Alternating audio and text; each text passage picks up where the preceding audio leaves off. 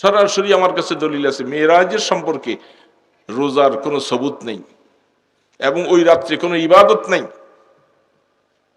মেরাজ মনে করে এই রাত্রি ইবাদত করা বেদাত হবে। আপনি প্রত্যেকদিন রাত্রি তাহাজ্জুদ পড়েন, অসুবিধা নেই। সেদিন রাত্রেও আপনি তাহাজ্জুদ পড়বেন, অসুবিধা নেই।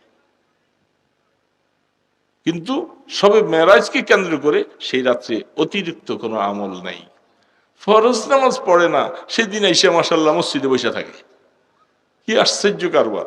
সবে মেরাজের প্রায় 15 দিন পরেই সবে বরাত হয়, তার 15 দিন পরেই রমজান চলে আসে। মেরাজে আল্লাহ রসুল যখন মেরাজে গেছিলেন, তার থেকে দুনিয়ার মধ্যে প্রায়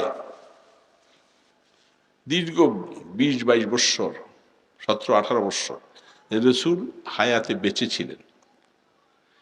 একটা হাদিস, সহি হাদিস, যেগুলাকে সহি হাদিস বলা হয়, বানানো হাদিস নয়, জালি হাদিস নয়, জাল হাদিস নয়, সহি হাদিসে কোনো প্রমাণ নাই যে রসুল মেরাজে কোনো ইবাদত করছেন। মেরাজের রজনীতে কোনো নামাজ, সবে মেরাজের কোনো রোজা। ওমরে ফারুক রাদিয়াল্লাহু তাআলা আনহু যখন ওনার খেলাফতের সময় দেখছে কিছু কিছু লোকেরা রোজা রাখে, উনি বেত্রাঘাত করে তাদের রোজা ভাঙাইছে। এই বেদাত নতুন আবিষ্কার কোথা থেকে শুরু করলাম? কই পাইছো এই বেদাত?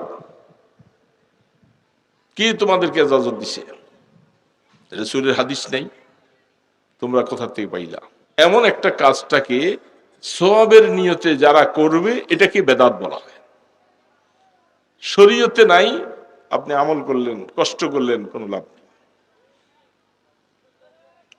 এই জন্য শবে বরাতে আপনারা বলেন হালুয়া রুটি, আরো কত কিছু। হালুয়া রুটিটা এখন উঠেই গেছে অনেকটা। শবে বরাতের মধ্যে আগে হায় হায় রাত ভরে হালুয়া রুটি পাকায়, দিন ভরে রোজা রাখে, নামাজ পড়ে না। অনেক মহিলারা নামাজ পড়ে না, সারাদিন কাল হালুয়া রুটি বানাইতেছে, রোজা রাখছে। এই জন্য আল্লাহর ওয়াস্তে আমল করব তো সুন্নত মোতাবেক, শরীয়তের অনুমোদিত পথে আমল করব। শরীয়তে অনুমোদন নাই, আপনি আবেগে কোনো কাজ করলে সেটার মধ্যে বিন্দুমাত্র সওয়াব নাই, গুনাহ হবে। আপনি বলবেন হুজুর অসুবিধাকে রাখলে অসুবিধা কি? অসুবিধা তাহলে ফজরের নামাজ 4 রাকাত পড়লে অসুবিধাটা কি? কি অসুবিধা? কি রে বাবা, ফজর নামাজ আমি বেশি করে 2 রাকাতের পরিবর্তে 4 রাকাত পড়বো, অসুবিধা আছে? হ্যাঁ, পড়া যাবে। মাগরিব 3 রাকাত একটা বেমিল কেন পড়বো? এটা হয়তো 2 রাকাত করবো, নতুবা 4 রাকাত বানাবো, পারা যাবে। আল্লাহ রসুল কঠিন বলছেন, কিয়ামতের ময়দানে রহমতে দো আলমের সামনে হাউজে কাউসারের জন্য যাওয়ার নিয়ত আছে, বুঝে না কেন? যাওয়ার নিয়ত নাই, হাউজে কাউসার লাগবে না। সেখানে পানি কে দিবে? আর কেউ আছে? ভিন্ন কোথাও নাই। আল্লাহর হাবিবের কাছে হাউজে কাউসারের জিম্মাদারি থাকবে। ইন্না আ'তাইনাকাল কাউসার, হাউজে কাউসার। সেই হাউজে কাউসারের পানি পান করতে উম্মতেরা যখন যাবে, জিবরিল আলাইহিস সালাম থাকবে, তখন বলবে ইয়া রাসূলুল্লাহ, এরা আপনার উম্মত না। রাসূল বলবেন কেন? এটা তো আমার উম্মত, আসতে দাও।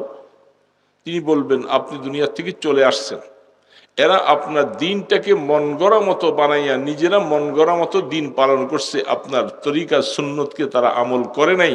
এই কথা যখন জিবরিল বলবে, বলার সাথে সাথে আল্লাহ রসুল বলবেন সহকান সহকান লিমান গাইয়ারা বাদি, তোমরা আমার এখান থেকে দূর হয়ে যাও, দূর হয়ে যাও। আমার পরে যারা আমার দিনটাকে তোমরা মন গড়া মতো আমল করছো, তোমাদের আমার সাথে কোনো সম্পর্ক নাই। এই কথাটা রসুল বলার সাথে সাথে একটা পর্দা পড়ে যাবে, রসুলকে আর দেখা যাবে না। বেদাত,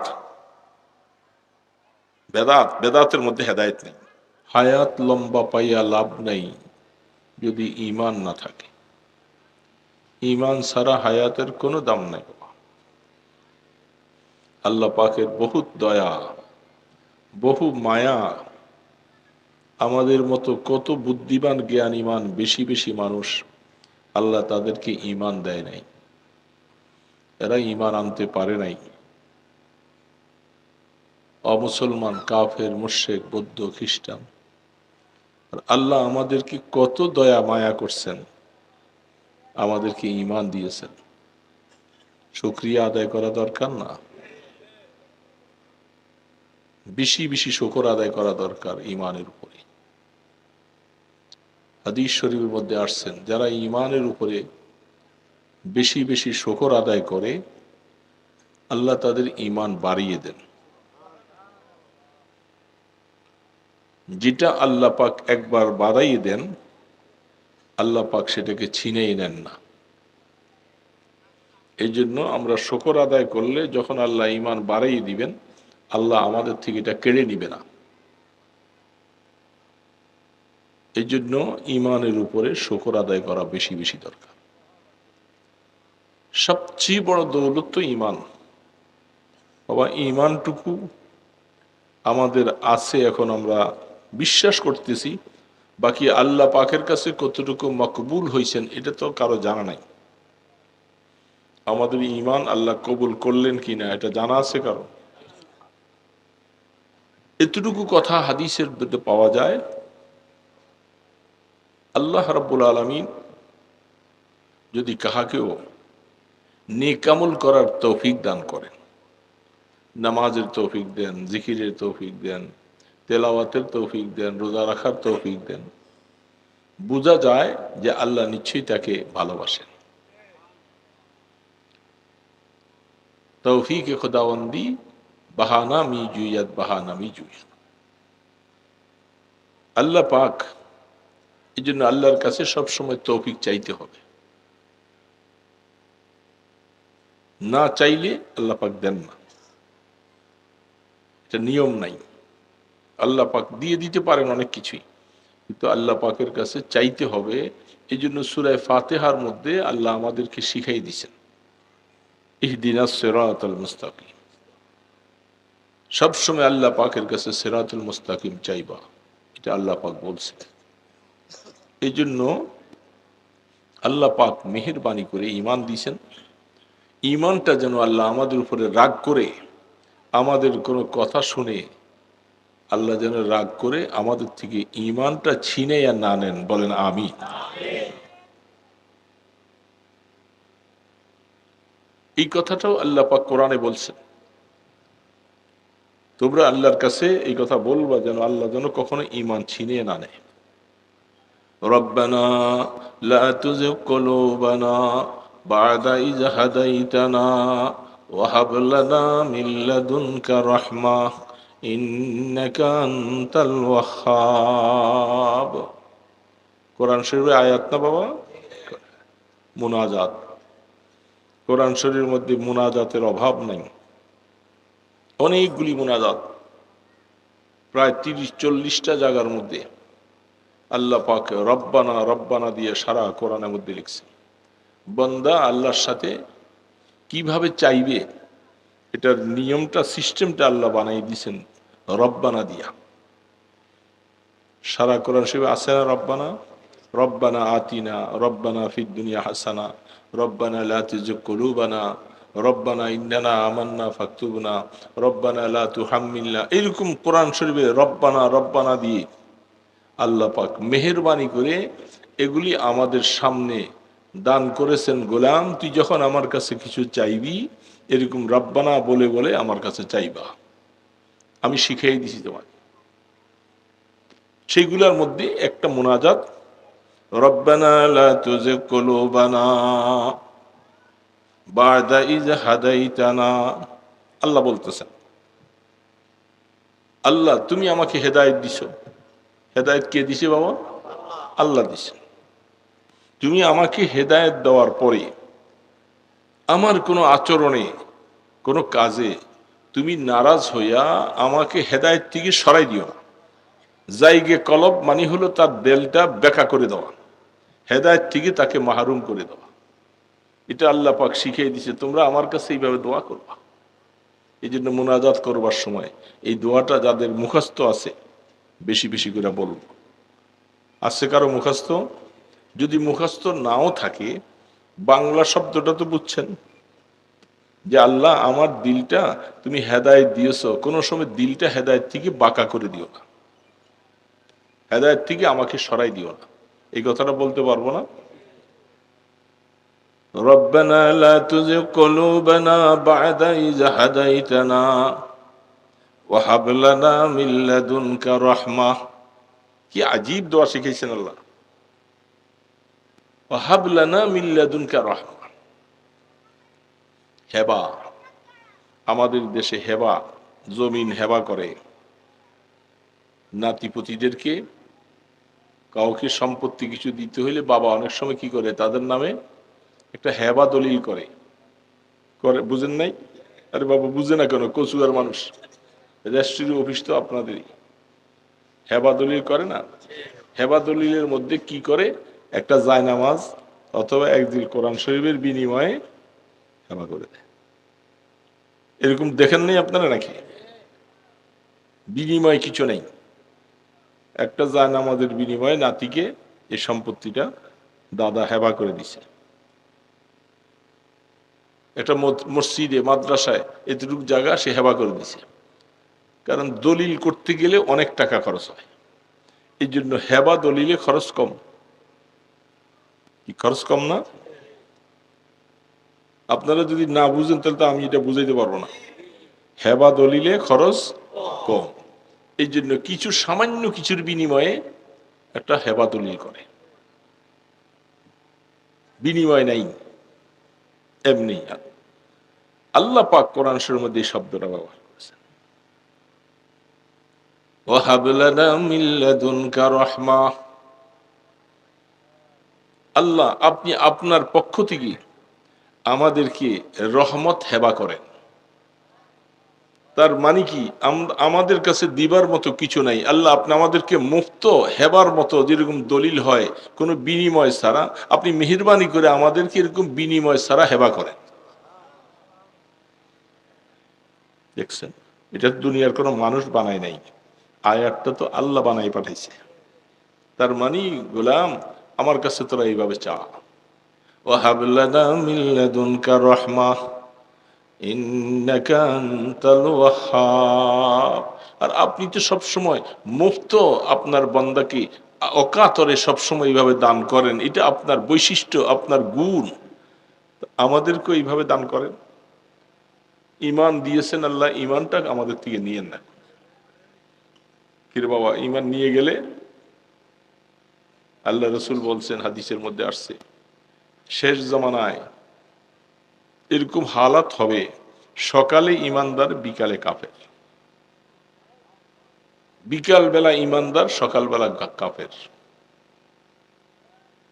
এটা বহুত সেই জামানা এখন চলছে। কিভাবে? এমন হয়তো কথা তার দ্বারা মুখে বের হয়ে যাবে, অথবা এমন কিছু কাজ সে করে ফেলবে, এটার দ্বারা ইমান নষ্ট হয়ে যাবে, টেরও পাওয়া যাবে না, টের পাওয়া যাবে না, এমন ভাবে ইমান চলে যাবে। এই জন্য দোস্তরা, বন্ধুরা, বাবাজিরা, আল্লাহর কাছে বেশি বেশি করে এটা, আল্লাহ দিছো আমাদেরকে দয়া করে ইমানওয়ালা, ইমান কোনোদিন ছিনে নিয়ে যাইও না। এটাই যদি আমার না থাকে তো আমার জীবনের কোনো দামই নেই। বাড়ি গাড়ি, মাতবরি সর্দারি, টাকা পয়সা, ব্যাংক ব্যালেন্স, এগুলার 2 পয়সার দাম নাই যদি ইমান না থাকে। ইমান না থাকলে, এই জন্য এটার উপরে শুকর আদায় করব। ইমানটুকু নর্মাল, একবারে সাধারণ ইমান, এটা হলো একটা কঙ্কালের মতো। একটা মানুষ কঙ্কাল যদি পড়ে থাকে, কোনো গোস্ত নাই, কিছু নেই, শুধু হাড্ডি কয়েকটা, এই কঙ্কালওয়ালা মানুষটা হাঁটতে পারে না, চলতে পারে না, কথা বলতে পারে না। শুধু ইমান, মিটমিট করে শুধু ইমানটা আছে, এর সাথে কোনো নামাজ নাই, রোজা নাই, ইবাদত নাই, তসবিহ নাই, আল্লাহ পাকের হুকুম আহকাম নাই, তাইলে এই ইমানটা যেন কঙ্কালের মতো, এটার পাওয়ার নাই, খুব দুর্বল পাওয়ার। আর এই ইমানটাকে সবল বানাইতে হবে ইবাদত দিয়া, নামাজ দিয়া, রোজা দিয়ে, হজ দিয়া, জাকাত দিয়া, এগুলা দিয়া ইমানটাকে পোক্ত বানাইতে হবে। শক্ত করতে হবে। এই জন্য যারা আমাদের সমাজে যে সমস্ত ভাইয়েরা বন্ধুরা ঈমান আছে দাবি করে অথচ দৈনিক 5 ওয়াক্ত নামাজের 1 ওয়াক্ত নামাজ সে পড়ে না, এরকম মুসলমান আসেনি আপনাদের এখানে? এদেরকে মুসলমান বলা যাবে না, মুসলমান না, মুমিন।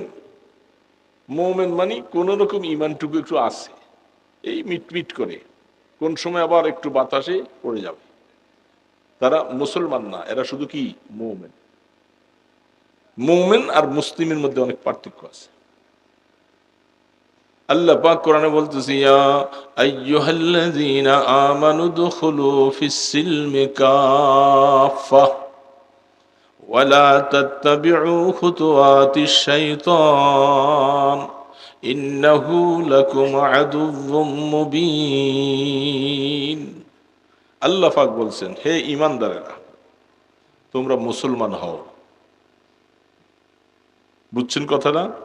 কারে বলতেছে? ঈমানদারকে বলতেছে কি হইতে? আশ্চর্য কথা না? ঈমানদারকে আবার মুসলমান হইতে বলে। তাহলে ঈমান আর মুসলমানের মধ্যে, মুমিন আর মুসলমানের মধ্যে কি আছে? একটু পার্থক্য। আল্লাহর কোরআন বলছি আমি, আমার তো বানানো না। আল্লাহ ঈমানদারকে লক্ষ্য করবে, ইয়া আইয়ুহাল্লাযীনা আমানু, এ ঈমানদারেরা, যারা তোমরা ঈমান আনছো, ঈমানদার হইছো, উদখুলু ফিস-সিলমি কাফা, আইল ইসলাম, ইসলামের মধ্যে পুরোপুরি ঢুকো। বুঝছেন কথা? এটুকু বুঝছি তো। ঈমানদারকে আল্লাহ কি বলতেছে? মুসলমান হও। ইসলামে ঢুকা মানে কি? মুসলমান হও পুরোপুরি।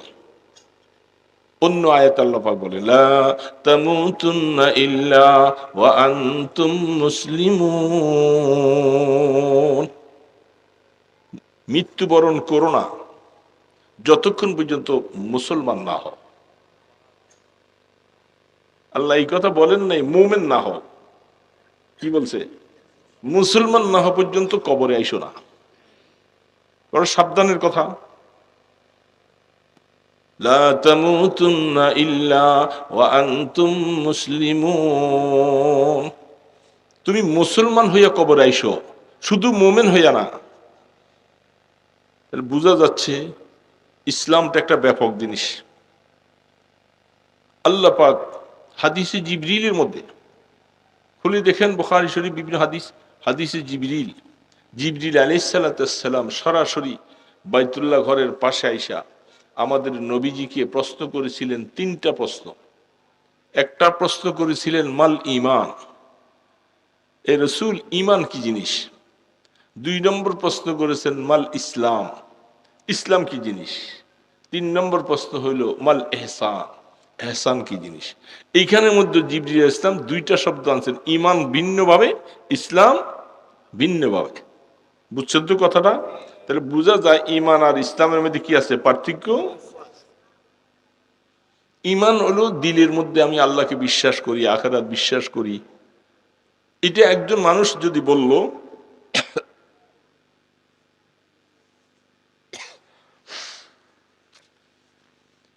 আমি আল্লাহর উপরে বিশ্বাস করি, আখিরাত বিশ্বাস করি, এটা দিলের জিনিস। দিলের জিনিস কি দেখা যায়? কলবি শাই যেটাকে বলা হয়, এটা কোনদিন দেখা যাবে না। দেখাইবার জন্য কি লাগবে? নামাজ লাগবে। আপনি যে ঈমানদার, এটা বহির প্রকাশ করবেন কি দিয়া? রোজা দিয়া, হজ দিয়া, জাকাত দিয়া, এগুলা দিয়া আপনি ঈমান, যে আপনি ঈমানদার, এটা দেখাইতে হবে। এই জন্যই বলা হচ্ছে যে তোমার ঈমান যে কলবে আছে, এটা আমরা বুঝবো কি করে? হরে কৃষ্ণ, সেও নামাজ পড়ে না, সেও 2 হাতওয়ালা, 2 পাওয়ালা, 2 চক্ষুওয়ালা, চেহারায় শুরুতে একই রকম দেখা যায়। আর আব্দুর রহিম, সেও নামাজ পড়ে না, দেখতে 2 হাত 2 পাওয়ালা। আপনি দুইজনের মধ্যে পার্থক্য কিভাবে করবেন?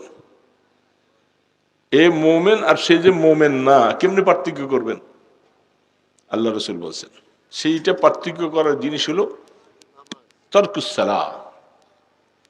ঈমানদার নামাজ ছাড়ে না, মুমিন যারা সেরা নামাজ ছাড়ে না, আর কাফেররা নামাজ পড়ে না। তাহলে আমি যে দিলে দিলে আল্লাহকে বিশ্বাস করলাম, আখেরাত বিশ্বাস করলাম, এটা দেখাইব কি দিয়া বাবা? নামাজ। এই নামাজটা হলো ইসলাম, রোজাটা হলো ইসলাম, হজ হলো ইসলাম, জাকাত ইসলাম। এই জন্য ইসলামের ভিত্তিগুলি এগুলি যার কাছে নাই, যেহেতু হজ সবার উপরে ফরজ না, জাকাতও সবার উপরে ফরজ না, রোজা আর নামাজ এই দুইটা সবার উপরে, সমস্ত বালেগ পুরুষ মহিলা সবার উপরে জাকাতও ফরজ, আপনার রোজাও ফরজ, নামাজও ফরজ। এখন যে মুসলমান বলে আমি তো আসলে ঈমান আনছি, আল্লাহকে আমি বিশ্বাস করি, কিন্তু আমি নামাজ পড়ি না, আমি রোজাও রাখি না, বোঝা যাবে না যে তুমি মুসলমান কিনা। এই জন্যই আল্লাহ পাক বলছে উদখুলু ফিস সিলমি কাফা, তুমি পুরোপুরি ইসলামে ঢুকো। পুরোপুরি ঢুকতে এই জন্য বলছে। আল্লাহু আকবার। তার তাফসীর ব্যাখ্যা লেখে, মাছ পানির মধ্যে যদি এইভাবে কেউ ঢুকায়, অর্ধেক অংশ পানিতে আর অর্ধেক অংশ উপরে, এই মাছটা কি শান্তি আছে? মাছটা শান্তি অনুভব করবে কখন? যদি পুরোপুরি তাকে পানিতে ডুবাইয়ে দেওয়া যায়। পানিতে পুরোপুরি না ডুবান পর্যন্ত মাছ শান্তি হবে না। ঠিক তদ্রূপ ভাবে একজন আল্লাহ পাক বলছে তুমি ঈমানদার, তুমি যদি আল্লাহ পাকের কাছ থেকে পুরস্কার পাইতে চাও, তুমি ইসলামে পুরোপুরি ঢুকো, ইসলামে পুরোপুরি ঢুকো।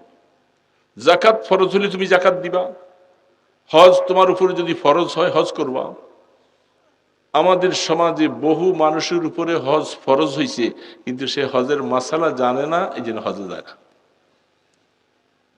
বহু মানুষ, আমি যদি এখন এই কথাটা বলি আপনারা বলবেন যে হ্যাঁ এরকম তো বহু মানুষ আছে আমাদের সমাজে, হজ তো করে না। শারীরিক সুস্থতা আছে, বাইতুল্লাহ ঘরে যাইয়া আইসা যেই খরচটা হবে, এবং এই সময় পর্যন্ত তার ঘরের মধ্যে সবার খাওয়ানটা দিয়া যাইতে পারবে। বাইতুল্লাহ ঘরে যাইতে আসতে যে খরচ, মদিনা শরীফ যাওয়াও এই খরচের হজ ফরজ হওয়ার জন্য এটা নাই, সেটা যাইবেন ভিন্ন মাসালা। কিন্তু যার এতটুকু টাকা আছে সে বাইতুল্লাহ ঘরে যাইতে পারে এবং ফিরে আসা এবং সেইখানে খাওয়া দাওয়া খাইয়া এই পর্যন্ত বাড়িতে ভরণ পোষণ দিয়া যাইতে পারে, এতটুকু টাকার মালিক যে হয় তার উপরে হজ ফরজ। বলে হুজুর আমার কাছে ক্যাশ টাকা নাই। আপনার কিছু সম্পদ আছে, যে সম্পদগুলি সামান্য 2% জায়গা বিক্রি করলে আপনি হজের টাকা হয়ে আরো বেশি হয়ে যায়। আরো আপনার আছে আরো 10%, 20% আছে, আপনার উপরে হজ ফরজ। এরকম মানুষ এই সমাজে বেশি না কম? অনেক বেশি। শারীরিক সুস্থতা আছে আমাদের সমাজের মধ্যে। আমরা মনে করি মেয়েটা বিবাহ দেই নাই, ছেলেটা বিবাহ করাই নাই, এগুলি সব শেষ করার পরে আমি হজে যাব। মেয়ে বিবাহের সাথে ছেলের বিবাহের সাথে হজের কোনো সম্পর্ক নাই। শারীরিক আপনার আগে হজের টাকা আরো কম ছিল, এখন টাকা বেড়ে গেছে।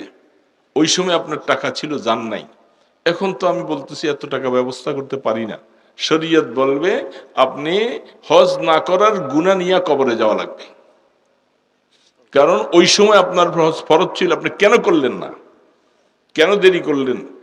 এখন আপনার টাকা শেষ হয়ে গেছে, বয়স হয়ে গেছে, যাইতে পারতেছেন না, শরীয়ত বলে ক্ষমা নাই।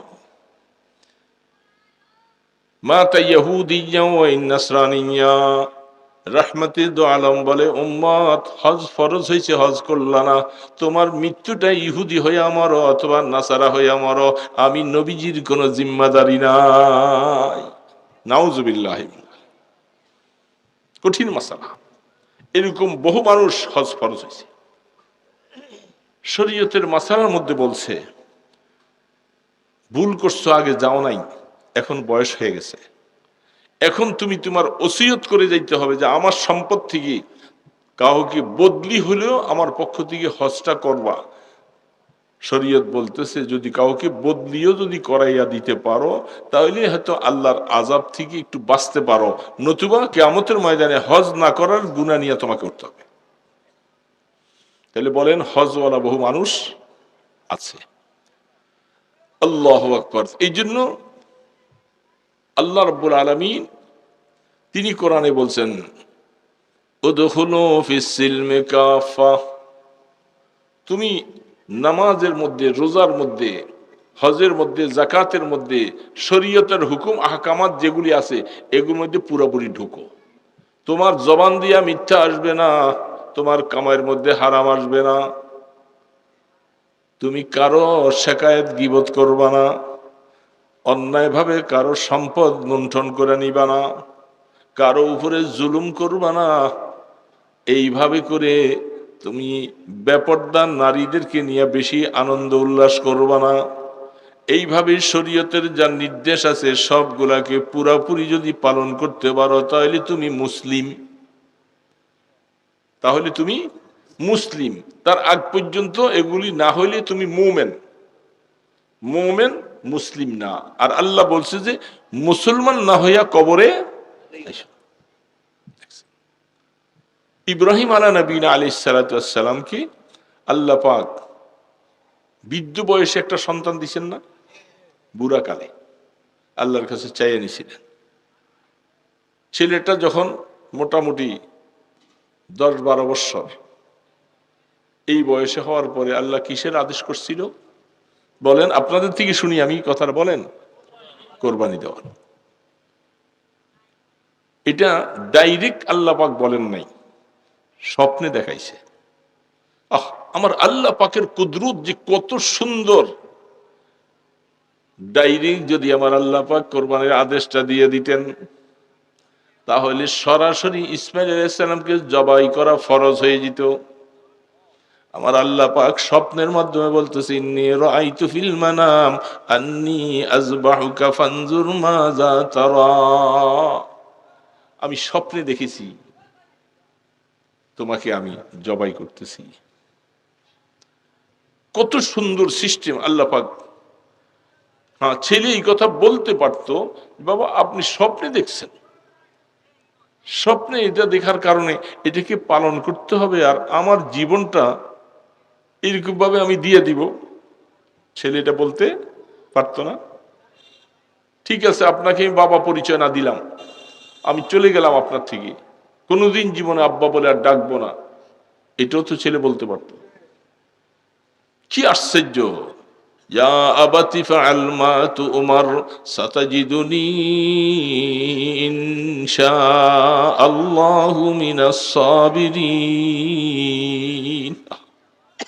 আল্লাহ পাক আখের সন্তান তো ইব্রাহিম খলিলুল্লাহর সন্তান, বুঝতেইব না কেমন বাবা, যেমন বাবা এমন সন্তান। ছেলে বলতেছে ও আমার প্রিয় বাবা, আমার মায়ার বাবা, আপনাকে আমার আল্লাহ যা আদেশ করেছেন আপনি হুবাহু এটা পালন করেন, আমাকে আপনি ধৈর্যশীল পাবেন, আমি কোনোভাবে আপনার হুকুমের বরখেলাপ করব না। কি আশ্চর্য! এইখানের মধ্যে আল্লাহ পাক এই ঘটনার পরে যে শব্দটা বলছেন এই শব্দটা বুঝার শব্দ। মুসলমান বুঝতে হবে আল্লাহ কি বলতেছে। ফালাম্মা আসলামা, ফালাম্মা আসলামা, বাপ বেটা দুইজন যখন পুরোপুরি মুসলমান হয়েছে, সুবহানাল্লাহ, কি হয়েছে? এই শব্দটা আল্লাহ পাক ব্যবহার করছে। ফালাম্মা আসলামা, বাপ বেটা দুইজন পুরোপুরি মুসলমান হয়েছে, মোমেন হয়েছে। আল্লাহ বলেন নাই কি হয়েছে? মুসলমান হয়েছে। মানে আল্লাহ পাকের হুকুমের সামনে কোনো যুক্তি নাই, কোনো কথা নাই। যা আল্লাহ বলছেন হুবাহু ইব্রাহিম আলাইহিস সালাম তা পালন করতে গেছেন, আর ইসমাঈল আলাইহিস সালাম বাবার সামনে বা সবকিছু সারেন্ডার করে দিলেন। এই শব্দটাকে আল্লাহ কোরআনে বলছেন ফালাম্মা আসলামা। আমার ইব্রাহিম এবং ইসমাইল দুইজন পরিপূর্ণ মুসলমান হয়েছে। মানে কি? গর্দান নেহাদান বাতাত, আল্লাহ পাকের হুকুমের সামনে কোনো কথা নাই, পরিপূর্ণ পালন করার জন্য প্রস্তুত হয়ে গেছে। এটার নাম হলো মুসলমান। এটার নাম কি বাবা? এখন বলেন তো, আমরা আসলে মুসলমান দাবি করাটাই তো আমাদের সাজে না। আমরা নামাজ 1 ওয়াক্ত পড়লে 3 ওয়াক্ত পড়ি না।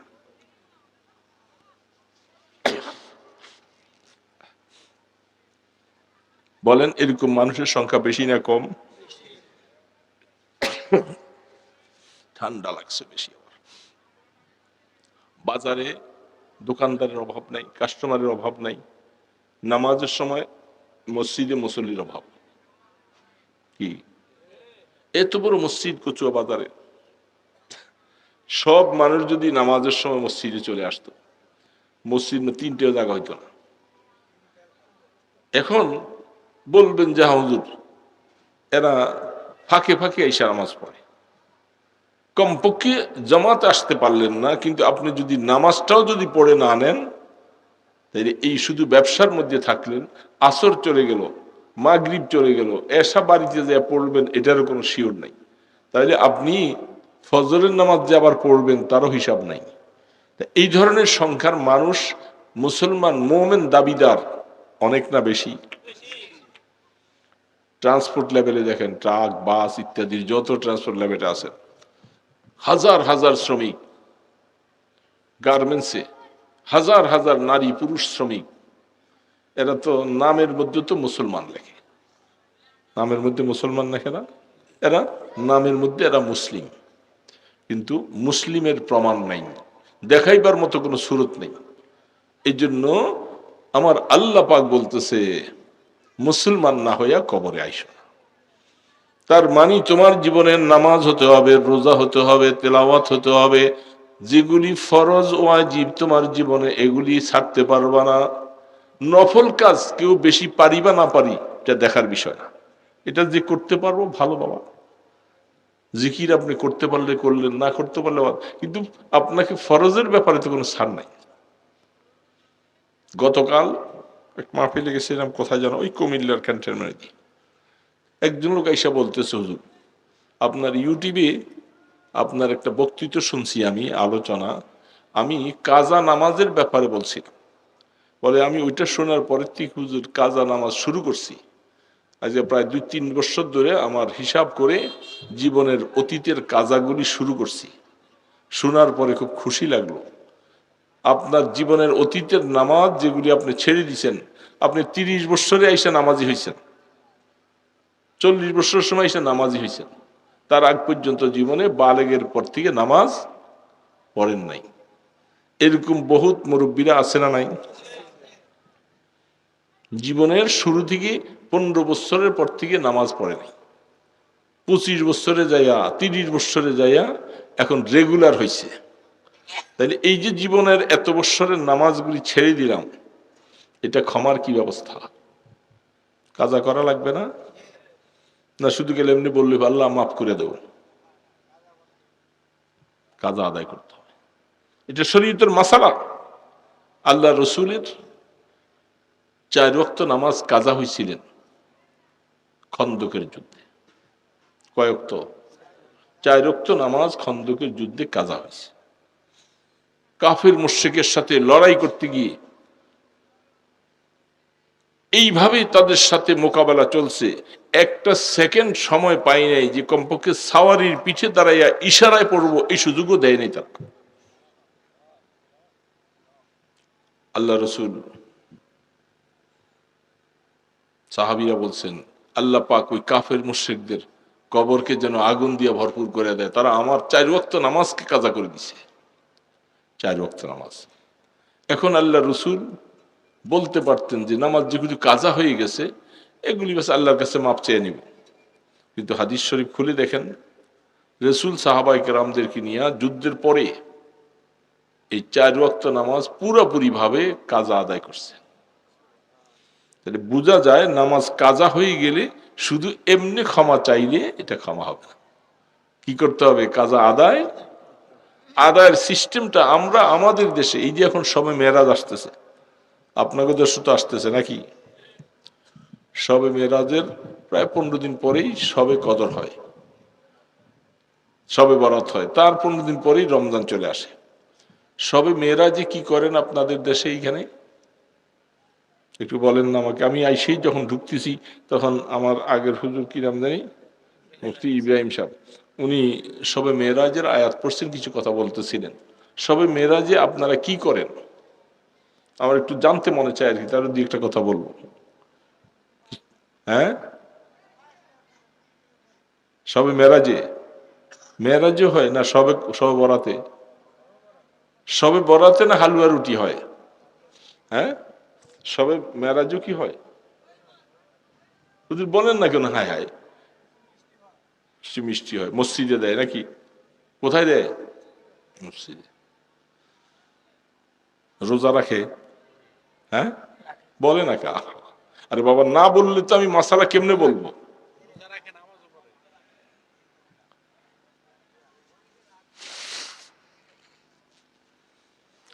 আল্লাহ আকবার, কি বলবো? মেরাজে আল্লাহ রসুল যখন মেরাজে গেছিলেন, তার থেকে দুনিয়ার মধ্যে প্রায় দীর্ঘ 20-22 বৎসর, 17-18 বৎসর রসুল হায়াতে বেঁচে ছিলেন।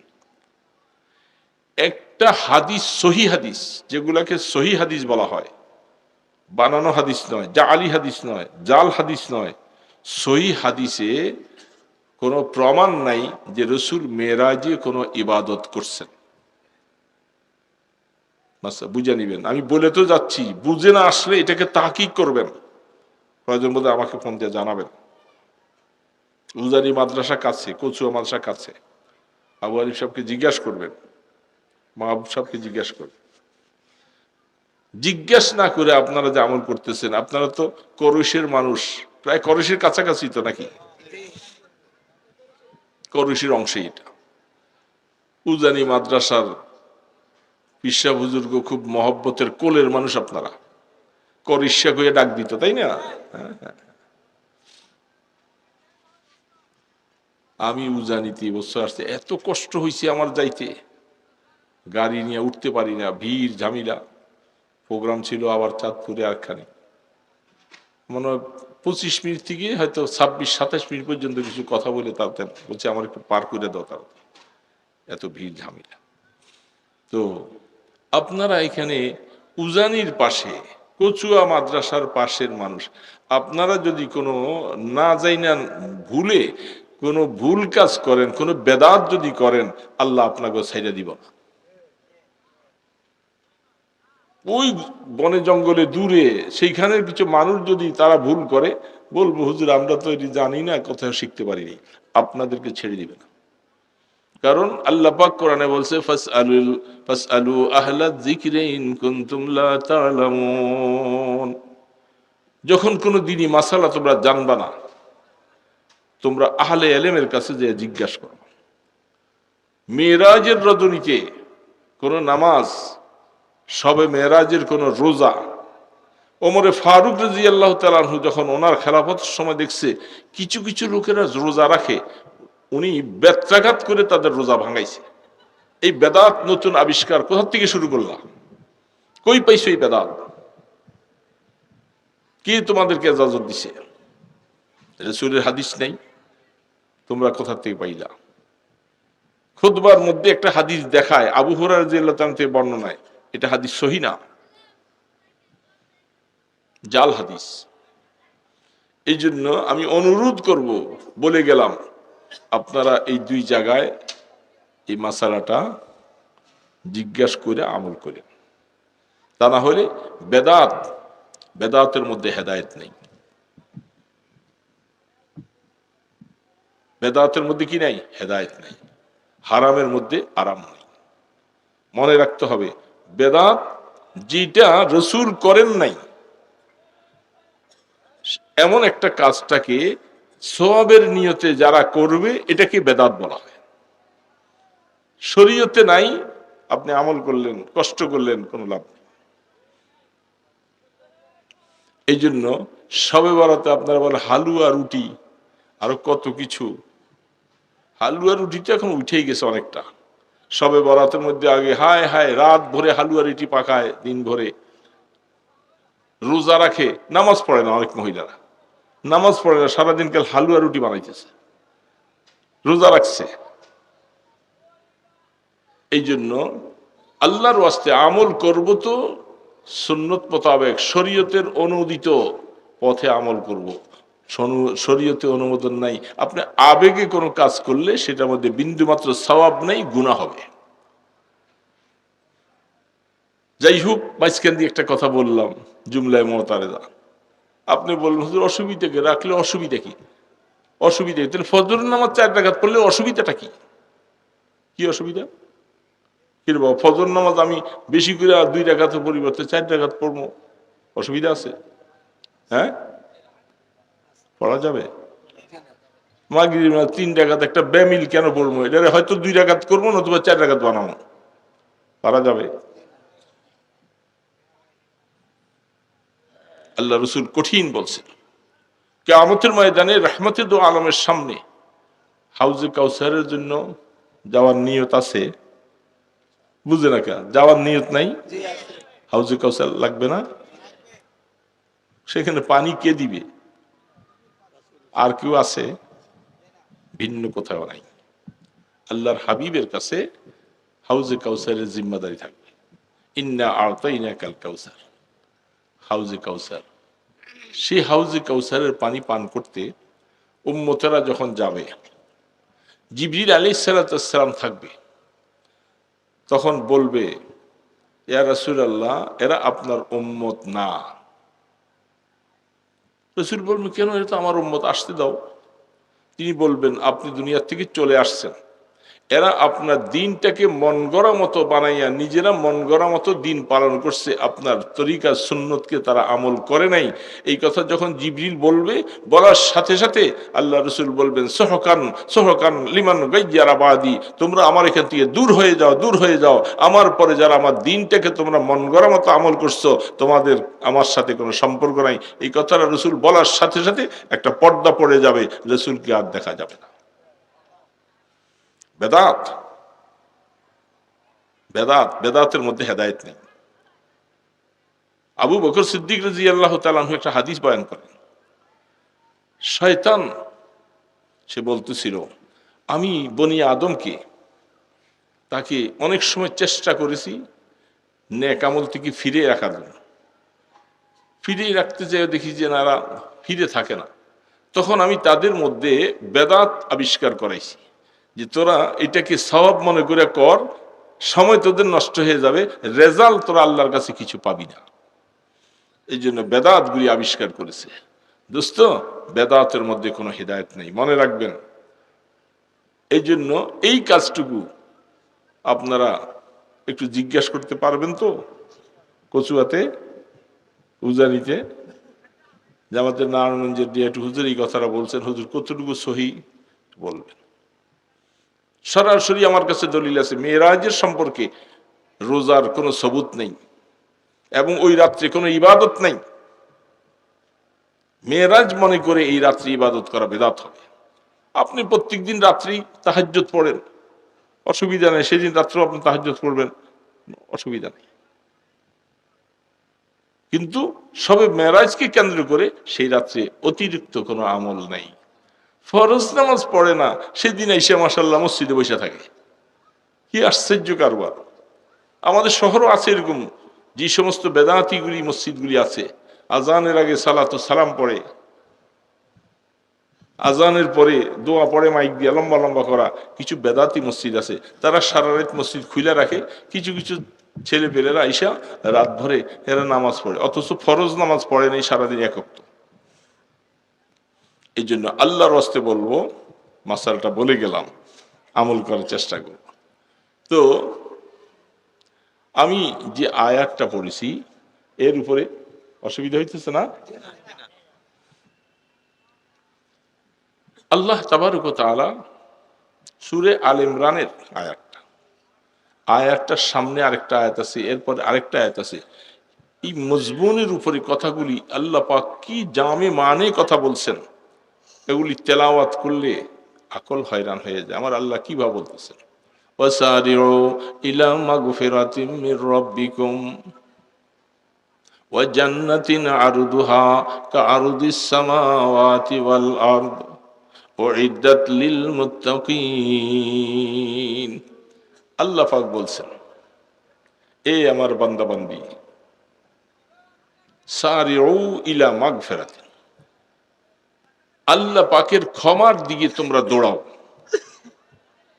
যে কাজ করলে আল্লাহ তোমাকে ক্ষমা করে দিবে। তাহলে বোঝা যাচ্ছে বান্দা নাফরমানি করুক, গুনাহ করুক, যা কিছু করুক, এটাকে আল্লাহ ক্ষমার কি দিছে? একটা আশ্বাসের বাণী দিছে।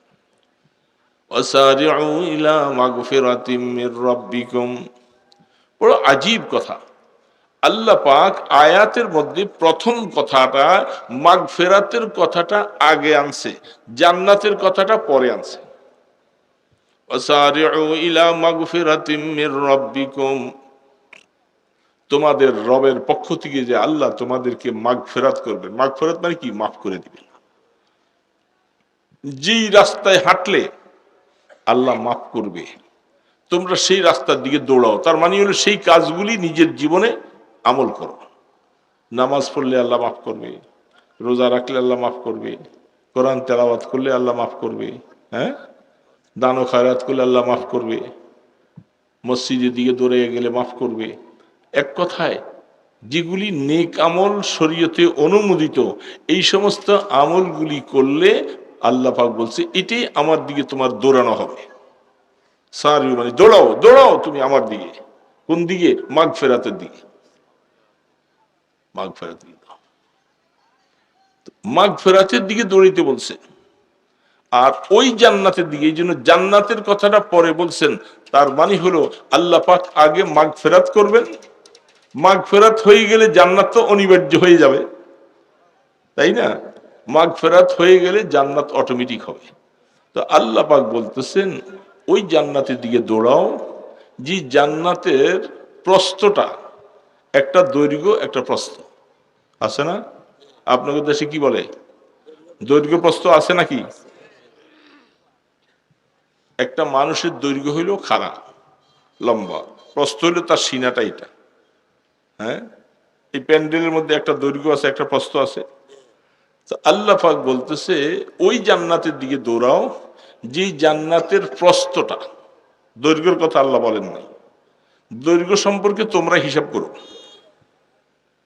আরদুহা কা আরদিস সামাওয়াতি ওয়াল আরদ, সাত আসমান সাত জমিনকে একত্রিত করলে, একটার সাথে একটাকে মিলাইলে কয়টা আসমান? সাতটা আসমান, সাত জমিন। এটা একটার সাথে একটা মিলাও, মিলাবার পরে এটা হলো তোমার জান্নাতের প্রশস্ত। দৈর্ঘ্যের কথা আল্লাহ বলেন নাই। বড় না ছোট? কত বড়? হিসাব আছে। আল্লাহ পাক বলতেছে আমার আল্লাহর কথা কি কোনো সত্য না মিথ্যা? কোনো সন্দেহ? ফামা জান্নুকা বিল্লাযী বিত্তাউল, হাদিসের মধ্যে বলতেছেন লম্বাটা, দৈর্ঘ্যটা কত হইব এটা তোমরা হিসাব করো।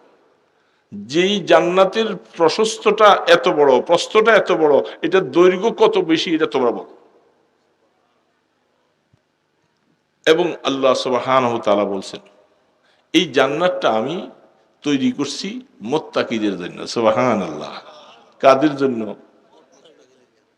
মুত্তাকি কাকে বলে? সারা কোরআনের মধ্যে ইত্তাকুল্লাহ ইত্তাকুল্লাহ ইত্তাকুল্লাহ, আল্লাহকে ভয় করো, আল্লাহকে ভয় করো, আল্লাহ পাককে ভয় করো, গুনার থেকে বাঁচো, গুনার থেকে বাঁচো। ইত্তাকু তাকিয়ুন মানে বাঁচনা। এটাকে ভয় শব্দ কেন আসা হয়? হযরত ওমর ফারুক রাদিয়াল্লাহু তাআলা আনহু তিনি এটার একটা তাফসীর পেশ করছেন। একটা বাগানের চতুর্পাশে যদি ভালো করে মজবুত মজবুত করে বেড়া দিয়া অনেকগুলি কাটা দিছে, কাটা, বড়ই কাটা, খেজুর কাটা, বিভিন্ন রকমের গাছের কাটা দিয়ে বেড়া দিছে। এখন আপনাকে বাগানে যাওয়া লাগবে, আবার পুরা কাটাগুলি সরাইতে গেলে আবার চোর ঢুকবে, বিভিন্ন জানোয়ার ঢুকবে। এখন আপনি কি করেন? আস্তে করে, কাপড়টাও যেন না ছিঁড়ে, পাটা একটু করে দিয়ে আস্তে করে কাপড়টাকে বাঁচাইয়া কাটার থেকে বেঁচে আপনি ভিতরে ঢুকেন। এইভাবে ঢুকে না?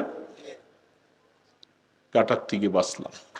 ঠিক হযরত ওমর ফারুক রাদিয়াল্লাহু তাআলা তাকওয়া মুত্তাকি ওই ব্যক্তিকে বলা হবে যে গুনাহ থেকে নিজকে এইভাবে বাঁচায়,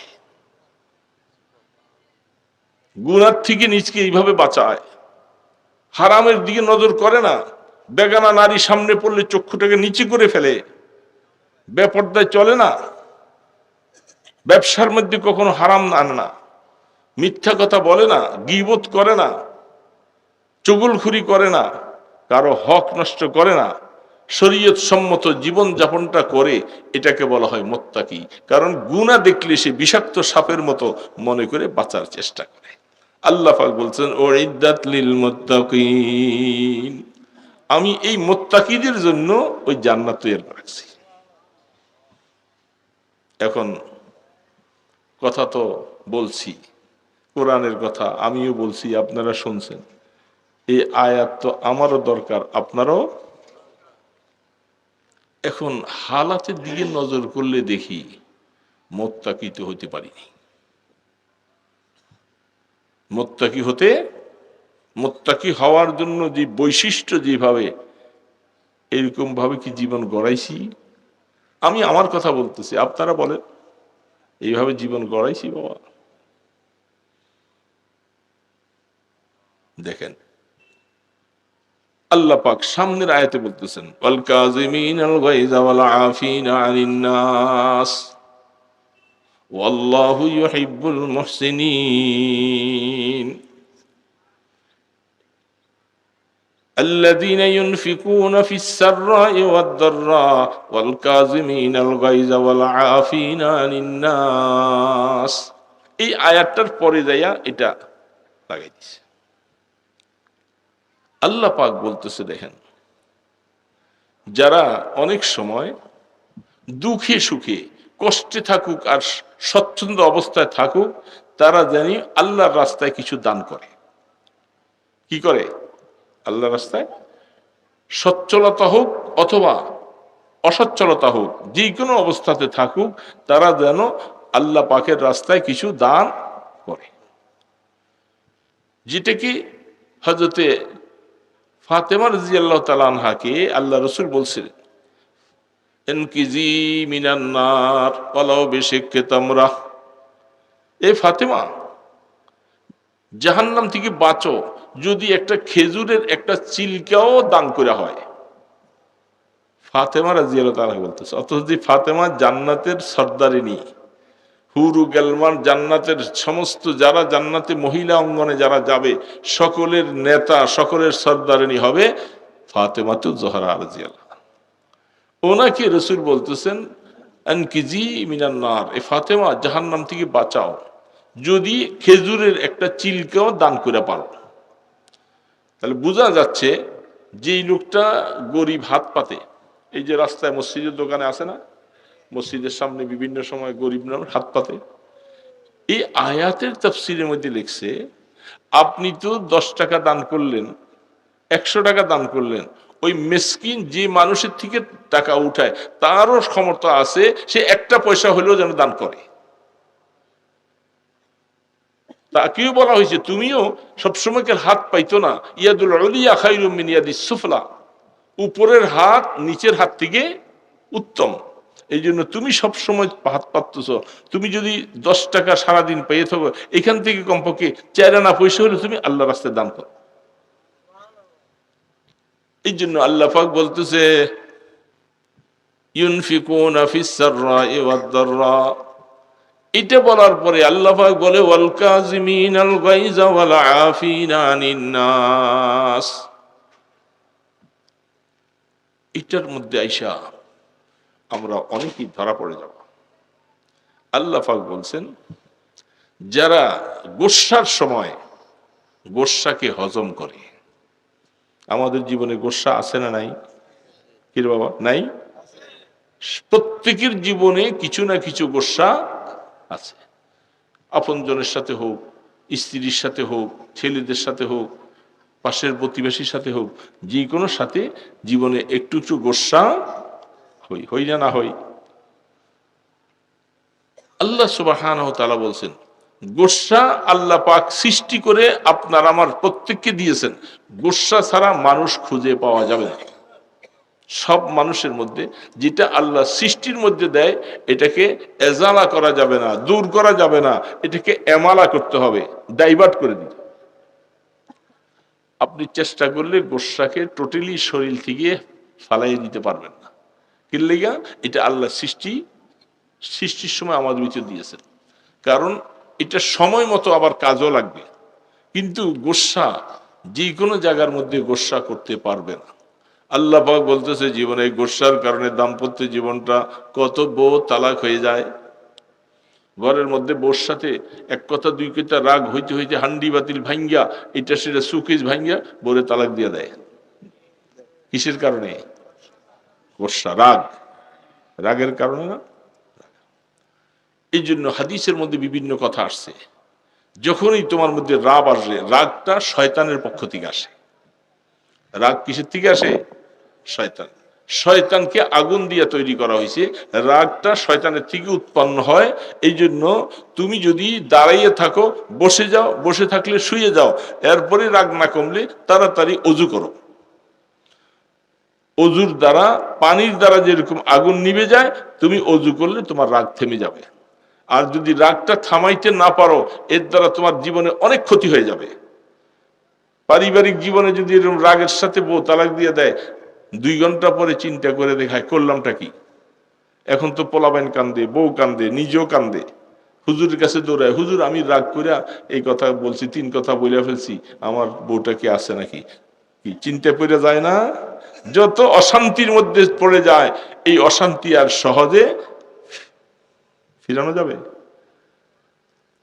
কিছু কিছু বাজে মানুষ বলে যে কথা হিলা দাও। শরীয়তে আমাদের দেশে যে হিলা করা হয়, এই হিলা শরীয়তে জায়েজ নেই। 3 মাস 13 দিন যাওয়ার পরে কোন একটা লোকের কাছে দেয়, তারা কিছু টাকা দিয়ে দেয়, বলে যে তুই দেখিস ওর সাথে কিছু করিস টরিস না, এইভাবে তারে বলে দেয়। শরীয়তে বলে হিলা জায়েজ নেই। আর এই হিলা শরীয়তে নাই। কেন আপনি এই রাস্তায় গেলেন? বুঝলেন না কেন? রাগটাকে কেন কন্ট্রোল করলেন না? আল্লাহ পাক কোরআনে বলেই দিচ্ছেন তুমি রাগ কন্ট্রোল করো, কন্ট্রোল করো। আমি আল্লাহ তোমাকে বারবার করে বলে দিছি, যদি তুমি রাগ কন্ট্রোল না করতে পারো, তোমার জীবনে হাজারো জায়গার মধ্যে মারামারি হবে, মাথা ফাটাই হয়ে যাবে, হ্যাঁ, জীবন চলে যায়। অটোওয়ালারা 3 জনে কিলাকিলি লাগলে আরো 10 জন আইসা মাথা ফাটাফাটি হয়ে যায় না? সিএনজি ওয়ালারা হয় না? এরকম জায়গায় জায়গার মধ্যে এই ঘটনাগুলি ঘটে কিসের কারণে? বলেন কিসের কারণে? আমার আল্লাহ পাক বলতেছে ওয়াল কাযিমিন আল গায়জ, যারা গোস্বাটাকে লুকাইয়া ফেলে। কাজবুন শব্দের অর্থ হলো পুশিটা করা, লুকাইয়া ফেলা। যারা এই গোস্বাটাকে লুকাইয়া ফেলল, আল্লাহু আকবার। দেখেন হযরত আলী রাদিয়াল্লাহু তাআলা আনহু, আলী ইবনে হুসাইন, হযরত হুসাইন রাদিয়াল্লাহু তাআলা আনহু আল্লাহর নবীজির নাতি। কি নাতি না? ওনার ছেলে হুসাইন রাদিয়াল্লাহু তাআলা আনহু ছেলে। বাইহাকির মধ্যে হাদিসটুকু আনছেন, ঘটনাটা পুরো আনছেন ইমাম বাইহাকি রহমতুল্লাহ আলাইহি। তিনি বলতেছেন হুসাইন রহমতুল্লাহ রাদিয়াল্লাহু তাআলা আনহুর ছেলে, তার নাম আলী। বাবার নাম রাখছে ছেলের নাম, বুঝছেন না? তার নামও আলী। তিনি একটা বাঁদী ছিল, তার বাদী ছিলেন, বাদী কীটদাসী, মানুষ বেচা কিনা হতো। বান্দিটা ওনাকে অজুর পানি নিয়ে আসতেছিল, অজু করাবে। মাইটটা পাতিল ছিল আগের জমানায়, এখনকার জমানার মতো তো সিলভারও ছিল না, কিছুই ছিল না, সব মাইটটা ছিল না। কত মাচা চিরা, হ্যাঁ, ডগিমালা দিয়া এইভাবে নাড়তে যাইয়া তলিরা শুদ্ধা পড়ে গেছে, চাউলগুলি সব নিচে শেষ হয়েছে না, না হয়েছে? মাইটটা জিনিস ছিল। এখন ওনার হাত থেকে এটা, ওই বান্দির হাত থেকে এটা পইরা ভাঙ্গিয়া গেছে, ওনার কাপড় চোপড় সব পুরা ভিজে গেছে। হযরত আলী রাদিয়াল্লাহু তাআলা আনহু, আলী ইবনে হুসাইন রাদিয়াল্লাহু, উনি একটু রাগ আইসা পড়ছে। হুসাইন রাদিয়াল্লাহু তাআলা ছেলে হযরত আলী, নবীর খানদানের মানুষ। দেখেন ওই যে বলছিলাম যে এটা আল্লাহ সৃষ্টির মধ্যে দিয়েছে সবাই, রাগ আইসা পড়ছে। রাগটা আসার পরে বাঁদির দিকে একটু চোখ বড় করে আমরা চাইছে। বাঁদি চিন্তা করছে আমাকে না জানি মাইরে দেয় এখন, কামটা তো ভুল করছি, এটা ভাঙছিও, আরো এক কারণ কাপড় সব ভিজিয়ে দিছি, মাইর খাওয়ার কাম করছে না, উঠটা যদি কয়েকটা থাপ্পড় মাইরে দেয়, দিতে পারে না। বাদী খুব বিচক্ষণ ছিল। ইমাম বাইহাকী রহমতুল্লাহ আলী ঘটনা লিখছেন, বাদী চিন্তা করছে উনি যে গোস্বা রাগ হয়েছে, মুহূর্তের ভিতরে কোরআন শরীফের এই আয়াতটা বাঁধি উচ্চারণ করছেন, সুবহানাল্লাহ, ওয়াল কাযিমিনাল গায়জ। সাথে সাথে আওলাদে নবী পয়গম্বর ইসলামের আওলাদ তারা, উনি মাথাটা রাগের নজরটা নিচু করে ফেলছে। বাঁধি এমন একটা কোরআনে আয়াত শোনাই দিল আমাকে, আল্লাহ যেহেতু বলছেন গোস্বা হজম করো, তো আমি তো গোস্বা হয়ে গেছিলাম, আমাকে ওয়াজ শোনাই দিল, অল কাযিমিনাল গাইজ।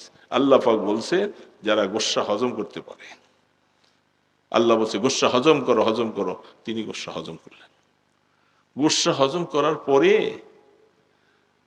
সামনের আয়াত আছে আরেকটা, বলে এই পর্যন্ত করছেন তো ভালো কাজ করছেন, গোস্বা হজম করছেন, শুধু এতটুকু যথেষ্ট হয় নাই, ওয়াল আফিনা আনিন নাস। আল্লাহ পাক সামনে আরেকটা শব্দ বলছেন, গোস্বা শুধু হজম করতে বলে নাই, হজম করার সাথে সাথে যিনি অন্যায় ভুল করছে তাকে মাফ করে দিতে বলছে আমার আল্লাহ পাক। বাদী যখন বলছে, হযরত আলী ইবনে হুসাইন রাদিয়াল্লাহু তাআলা আনহু বলছে, অবাক কথা, ও তো আমার বিশাল ওয়াজ শোনাই দিলে, যা আমি তোরে মাফও করে দিলাম, যেহেতু তুমি আমাকে এই মুহূর্তে গোস্বাটাকে হজম করাইলা। তারপরে সামনের আয়াতে আল্লাহ পাক বলছেন শুধু গোস্বা হজম করলে চলবে না, মাফ করে দিতে আল্লাহ বলছেন, তুমি মাফও করে দিলাম, মাফ করে দিছে। দুইটা কাজ করছে না। 3 নম্বরে আল্লাহ পাক আরেকটা শব্দ বলছে, ওয়াল্লাহু ইউহিব্বুল মুহসিনিন, সুবহানাল্লাহ। বাদী বলতেছে আপনি গোস্বা হজম করছেন, আমাকে মাফ করে দিছেন, আল্লাহ পাক আপনাদের শানে একটা পুরস্কারের কথা দিছে, এটাও আমি শুনাই দিলাম। যারা এরকম ভালো কাজ করে, নেক কাজ করে, গোস্বা হজম করে মাফ করে দেয়, যার উপরে গোস্বা হয়েছিলাম তাকে ক্ষমা করে দেয়, আল্লাহ বলছেন আমি তাদেরকে খুব ভালোবাসি। আল্লাহ পাকের ভালোবাসা পাইছেন আপনি। হযরত আলী ইবনে হুসাইন রাদিয়াল্লাহু বলতেছে, তুমি আমাকে পরিপূর্ণ একটা আয়াতের মাধ্যমে ওয়াজ শোনাই দিলা, যাও আমি আল্লাহর রাস্তায় তোমাকে আজাদ করে দিলাম।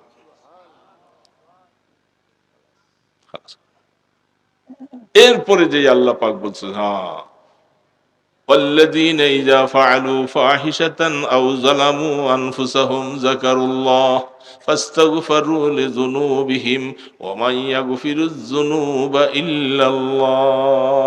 এই আয়াতের পরে আল্লাহ রপ্তের সাথে রপ্ত, হ্যাঁ এই যে চলতেছি অবস্থা, চলতে যাইয়া আমি আমার কথা বলি, আপনাদের কথা আপনারা বুঝেন।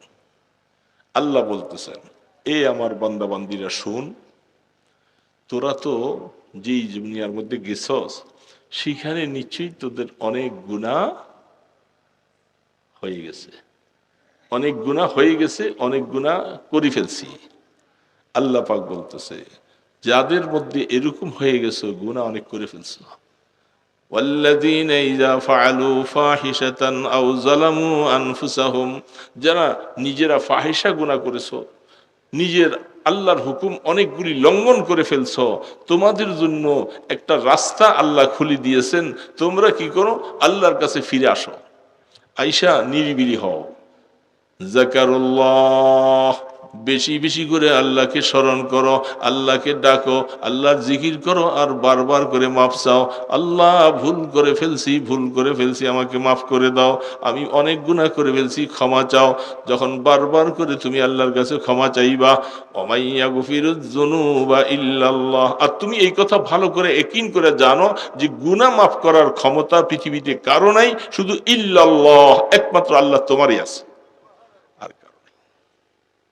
ওয়ালাম ইউসিররু আলা মা ফাআলু, এবং যারা অতীতে ভুল করেছো সামনে আল্লাহর সাথে অঙ্গীকার করো, আল্লাহ আমি আর জেনে বুঝে ইচ্ছা করে আর ভুল করব না। এই কথা কি বলতে পারবো আমরা ইনশাআল্লাহ? পিছনে অনেক ভুল করেছি, সামনে আর করব না। এই কথা বলার পরে হয়তো শয়তান আবার অসওয়াসা দিবে, কিছু ভুল হতে হয়ে যেতে পারে। যখনই ভুল হবে সাথে সাথে তওবা, আল্লাহর কাছে ফিরে আসতে হবে। পারবো না ইনশাআল্লাহ বাবা? আল্লাহ সুবহানাহু ওয়া তাআলা এই কথাগুলি যা বললাম আমাদের সকলকে আমল করার তৌফিক দান করে। কবরে যাওয়ার জন্য গুনাহ মাফ করে দিতে হবে।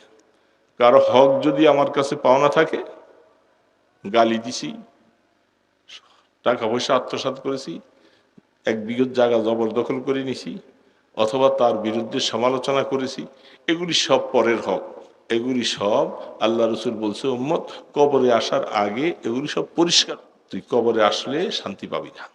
এই জন্য রাত্রি শুয়ে শুয়ে খেয়াল করব আমি কার কোনো হক নষ্ট করছি। বেখেয়ালে হয়তো একজন মানুষকে হয়তো একসময় গালি দিছি, বুঝি নাই, অন্যভাবে একটা থাপ্পড়ে দিছি। আল্লাহ রসুল তিনি জীবনের শেষ অবস্থায় এলান করে দিছেন, দোস্ত আমার কাছে যদি কোনো সাহাবীরা কোনো হক যদি পাওনা থাকো, আমার জীবনের শেষ অবস্থা চলে আসছি, আমাকে কখন আল্লাহ নিয়ে যায় জানি না, তোমরা সকলে আমার হকটা আমার হায়াতে থাকতে আমার থেকে চেয়ে নাও। সাধারণ কথা না, রহমতে দো আলম। উনি ইন্তেকালের আগে সমস্ত সাহাবাই কেরামকে একত্রিত করে বলছে, আমার কাছে কোনো হক পাওনা থাকলে তোমরা হক চেয়ে নাও। সাহাবাই কেরাম মসজিদে নবীর মধ্যে কান্নার রোল পড়ে গেছে। রসুল এই কথা বলার, আল্লাহ রসুলের কাছে কেউ হক পাবে তো হইতেই পারে না। কোন সাহাবি হক পাবে আর পাইল তো এটা রসুলের ব্যাপারে চাওয়ার কথা নাই। রসুল সব এগুলি ক্ষমা করে দিয়েছেন। রসুল এই এলানটা করছেন মসজিদে নবীর মধ্যে কান্নার রোল। একজন সাহাবি তিনি দাঁড়াইছেন, জিয়া রাসূলুল্লাহ আমি একটা হক পাবো আপনার কাছে। এই কথা বলার পরে কি হক? সাহাবাই কেরাম তো আশ্চর্য হয়ে গেছে। আমরা তো মনে করছি কেউ দাঁড়ানোওয়ালা নাই, একজন দাঁড়াইছেন, ওনার দিকে সকলেই কেমন নজরে তাকাইতেছে। ভাই তুমি কি হক পাইবা আল্লাহ রসুলের কাছে? যত হক তুমি পাইবা আমাদের কাছে আসো, আমি সব হক দিয়া দিব। তুমি আল্লাহ রসুলের সামনে দাঁড়াইছো কেন? সেই সাহাবি কাছে আসছেন, রসুল বললেন তাকে আসতে দাও। কাছে আসছে, আসার পরে আল্লাহ রসুল বলেন তোমার কি হক আমার কাছে বলো। সেই সাহাবি বলতেছেন, জিয়া রাসূলুল্লাহ আমার একটা হক হলো, জিহাদের ময়দানে যখন গিয়েছিলাম শরীরের মধ্যে কাপড় ছিল না, আপনি কাতার যখন সোজা করেছিলেন তখন তীর দিয়া এইভাবে পিছনে লাগাইয়া এইভাবে করে কাতার, নামাজের কাতারের মতো জিহাদের কাতার সোজা করে, তখন ওই তীরের যে ডাটটা ছিল এটা আমার পিঠের মধ্যে একটু জোরে লাগছে, আমি ব্যথা পাইছি।